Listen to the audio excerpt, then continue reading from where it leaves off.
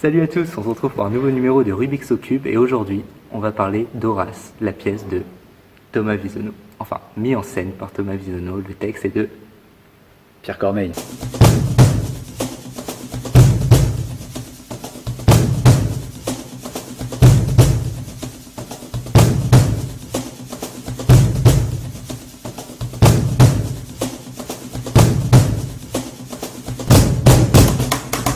Contre qui que ce soit. Sans lui, j'obéirai. J'accepte à donner droit cette gloire. Je serai sujet la terre, qui fera craindre à l'égal du tonnerre.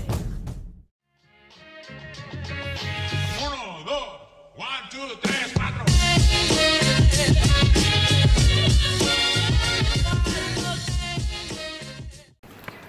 Bonjour Thomas. Bonjour. Alors est-ce que tu pourrais te présenter en quelques mots? Je suis Thomas Wiseau, le metteur en scène d'Horace et le metteur en scène de la compagnie Thomas Wiseau. Je suis un ancien élève de l'Académie théâtrale de l'Union, qui est l'école qui est rattachée au CDN de l'Union et que j'ai faite entre 2007 et 2010. Donc j'ai eu une formation de comédien, mais maintenant je me considère plus comme metteur en scène que comédien. Je joue dans un spectacle de ma compagnie, sinon le reste, je signe les mises en scène de tous les spectacles de ma compagnie. D'accord. Et est-ce que tu pourrais nous dire peut-être pourquoi tu as choisi en fait de mettre en scène ce texte en particulier, Horace? Je ne sais pas bien pourquoi je l'ai choisi, parce que ça a été un peu comme une évidence pour moi. C'est-à-dire que c'était un texte que j'avais lu quand j'étais à l'académie, justement à l'école, et qui m'avait beaucoup surpris parce que je le trouvais très violent et que c'était une pièce classique que je trouvais gaulée d'une manière étrange. Je trouvais qu'il y avait des choses étonnantes et que ce meurtre justement d'Horace qui tue sa sœur m'avait un peu choqué quand je l'avais lu, parce que je m'y attendais pas en fait. Et ça arrive à un moment assez particulier aussi dans l'histoire. Ça arrive au 4e acte, à un moment donné où les règles classiques ne me permettent pas en fait finalement ce meurtre-là. Donc là il y a une sorte d'événement théâtral qui m'a énormément surpris quand je l'ai lu à la lecture. Après ça a cogité dans mon esprit et c'est revenu quand Star Wars est ressorti, quand il y a eu Game of Thrones, il y a eu tout ça, et je me suis rendu compte un peu de l'appétit que pouvaient avoir les gens pour les mythes, et moi alors là je suis aussi archi fan, et comme je cherchais une pièce du répertoire, je me suis dit mais en fait je pense que celle-là elle est géniale parce que c'est une pièce très sanglante, une pièce où il y a une histoire très intéressante et qui présente la figure d'un héros paradoxal, et c'est vraiment ce qui m'intéressait. Et comme j'avais beaucoup travaillé sur le sport avant, il y avait un peu une métaphore aussi un peu sportive, la guerre un peu comme une sorte de sport extrême qui m'a tout de suite intéressé. Donc je me suis plongé à corps perdu là-dedans. D'accord. Alors c'est vrai que aujourd'hui mettre cette pièce en scène, je trouve, pour moi en tout cas, c'est un défi, puisque c'est un théâtre qui est un peu passé, on pourrait penser.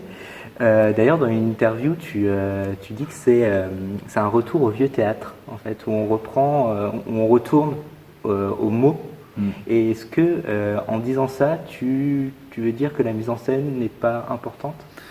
Si, mais c'est vrai que ce qui m'intéresse, moi, au théâtre, c'est des comédiens qui sont traversés par un texte, par une langue, par un souffle, et que je crois beaucoup à la mise en scène, et elle est très importante, mais oui, monter ça, même si c'est, on va dire, vieux, ça peut résonner encore très très fort aujourd'hui et porté par des comédiens d'aujourd'hui. Et c'est vrai que moi je place toujours le comédien au centre du projet. Après le reste, la mise en scène, la lumière, la technique, tout ça vient bien sûr se greffer, mais pour moi le centre, c'est l'équipe de comédiens, c'est le comédien, et je pense que c'est lui qui peut transmettre le feu qu'il a en lui, transmettre le texte, transmettre sa sensibilité. Et ça, c'est peut-être une vision un peu plus académique en fait du théâtre, parce qu'on est quand même dans la mise en scène, dans des choses où on explore énormément de formes. Moi, en tout cas, je revendique une forme de théâtre de tréteau, où l'acteur est au centre et le texte est donné tel qu'il est. C'est-à-dire qu'on sort du spectacle en ayant entendu le texte. Et ça, oui, c'est peut-être un peu vieux théâtre, mais je l'assume complètement. D'accord. C'est bien pour des parties pris aussi. C'est vrai que la mise en scène, je vais te dire clairement, elle m'a beaucoup touché. J'ai pas tant accroché au texte, j'ai eu du mal à me mettre dedans. Mais la mise en scène m'a tout simplement ému. Vraiment, il y a certains moments où c'était très cinématographique et c'est ça qui me touchait vraiment dans le spectacle. Bah, c'est ce qu'on a essayé de faire. Ouais. Quelque chose de à la fois très théâtral et qui pouvait aussi, bien sûr, avoir des références un peu au cinéma et presque au péplum, c'est-à-dire à une sorte de fresque comme ça, presque hollywoodienne. Et aussi dans les thèmes qui sont abordés dans la pièce, est-ce que tu penses que c'est des thèmes qui sont toujours d'actualité?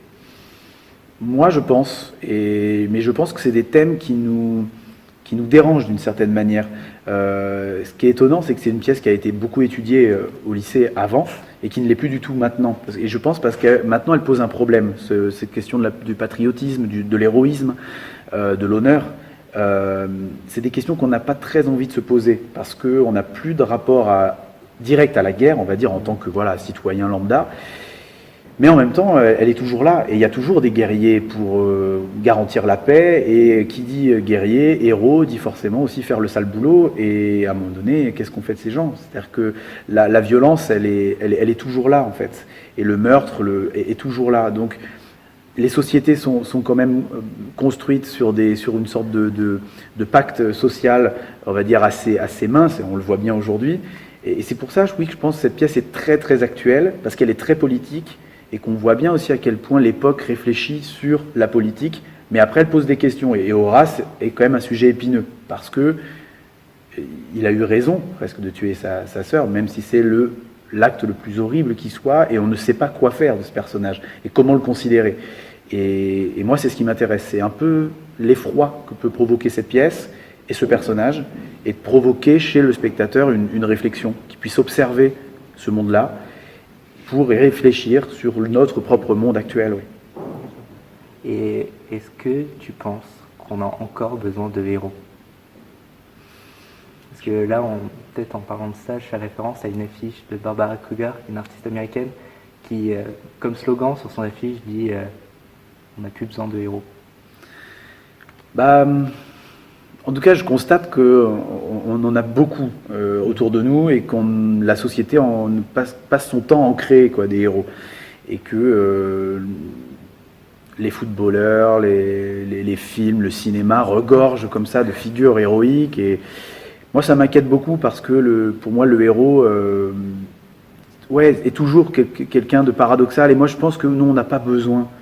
Aujourd'hui, il faudrait arrêter avec ce culte du super-héros et que justement, les hommes restent des hommes et que le super-héros, c'est une construction et qu'au moins le public qu'on prenne conscience de ça, de la construction d'un héros, du héros. Ça reste une construction et on est un peu manipulé aussi là-dedans. Donc il faudrait arrêter avec ce mythe de quelqu'un, un justicier, viendra nous sauver. Non. En fait, la société se sauvera d'elle-même, les citoyens peuvent se sauver, mais c'est pas un homme qui va sauver la planète, quoi. Et ce spectacle, il est accompagné d'un format court qui s'appelle chez Direz. Alors, est-ce que ce petit format, c'est pas en quelque sorte pour dédramatiser de ce qu'est en fait ce langage en alexandrin, qui peut paraître un peu, je vais utiliser un grand mot, mais pompeux? Oui, c'était clairement ça. Moi, je me suis beaucoup intéressé aux ados, donc à qu'est-ce qu'on montre aux ados.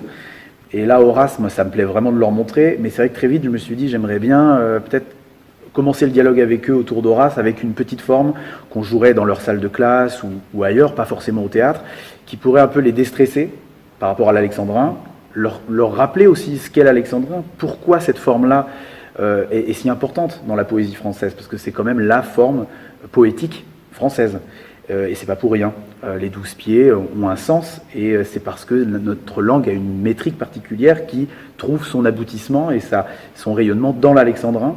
Et de leur dire que non, en fait, c'est pas poussiéreux, c'est quelque chose qu'on peut jouer avec aussi. On peut s'amuser, on peut rire, et que l'alexandrin, c'est pas juste un objet d'étude pour des profs de français qui vont leur donner aux élèves.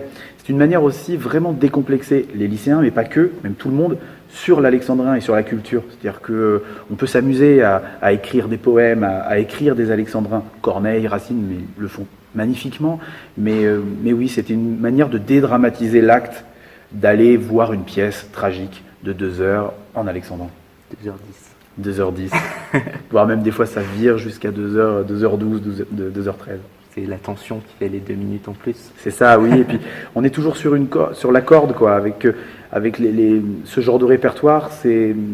l'acteur a besoin de respirer en fait ce vers, cette langue. Donc on n'est pas dans un format qui va toujours être exactement dans le même temps.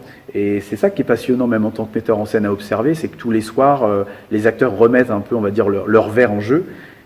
Et puis ça va changer. Il y a des choses qui prennent plus ou moins de densité. Et c'est pour ça que des fois on est à 2h10, 2h11, 12, 13, 14, 2h08. Voilà. D'accord. Et bien, en tout cas, je vous remercie beaucoup de nous avoir accordé du coup cette interview, qui était Merci. la première de Rubik's Cube. Donc voilà. Il ne me reste plus qu'à vous dire à la prochaine et en attendant, cultivez-vous.